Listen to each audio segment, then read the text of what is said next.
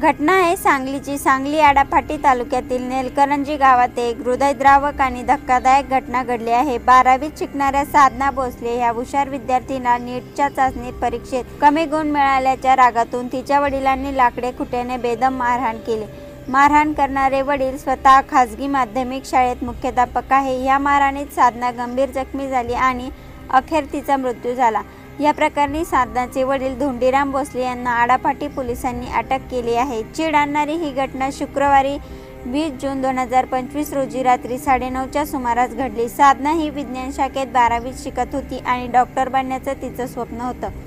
10वीच्या परीक्षेत तिने 95% गुण मिळवले होते, पण नीटच्या चाचणी परीक्षेत कमी गुण मिळाल्यानं तिचे वडील धोंडीराम भोसले संतापले। परीक्षेत कमी गुण कसे पडले असं विचारताना त्यांनी रागाच्या भरात साधनाला घरातच लाकडी खुट्याने मारहाण केली। या मारहाणीत साधना गंभीर जखमी झाली। धक्कादायक बाब म्हणजे मारहाणीनंतर तिला तातडीने रुग्णालयात नेण्याऐवजी धोंडीराम दुसऱ्या दिवशी सकाळी योगा दिन साजरा करण्यासाठी शाळेत गेले। घरी परतल्यानंतर त्यांना साधना बेशुद्ध अवस्थेत आढळली, तेव्हा तिला रुग्णालयात दाखल केले, पण उपचारापूर्वीच तिचा मृत्यू झाला। साधनाची आई प्रीती भोसले यांना या प्रकरणी आडाफाटी पोलीस ठाण्यात फिर्याद दाखल केली। त्यानंतर रविवारी 22 जून 2025 रोजी धोंडीराम भोसले यांना अटक करण्यात आली। साधना ही आडाफाटी येथील विद्यालयात राहत होती आणि 2 दिवसापूर्वीच ती घरी आली होती। तिच्या हुशारी आणि डॉक्टर बनण्याच्या स्वप्नाबद्दल गावात चर्चा होती, पण फक्त एक चाचणी परीक्षेत कमी गुण मिळाल्यामुळे तिचा हानिकारक बळी गेला।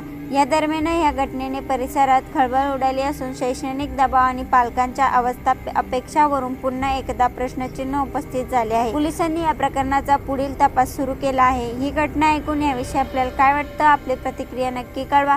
या YouTube चॅनलवरती पहिल्यांदा आला असेल तर चॅनलला सबस्क्राईब करून बेल आयकॉनवरती प्रेस करा।